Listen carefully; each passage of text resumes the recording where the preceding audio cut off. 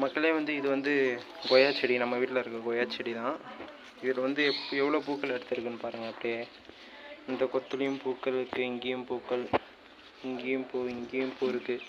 இதே மாதிரி மரம் ஃபுல்லாகவே நிறைய பூ இருக்குது. இதுக்கு காரணம் என்னன்னு பார்த்தீங்கன்னா செடி தழைஞ்சி வந்த உடனே நம்ம நுனியை கிள்ளி விட்டணும். அந்த நுனியை கிள்ளதுக்கப்புறம் இங்கே பாருங்கள், நான் கிள்ளி இருக்கேன்னு தெரியும், இந்த இடம் தெரியும். இங்கே கிள்ளதுக்கப்புறம் பார்த்தீங்கன்னா இந்த துளிர் வந்திருக்கும் சைடில். இந்த துளிர் வந்த உடனே அதில் பூக்கள் எடுக்கும்.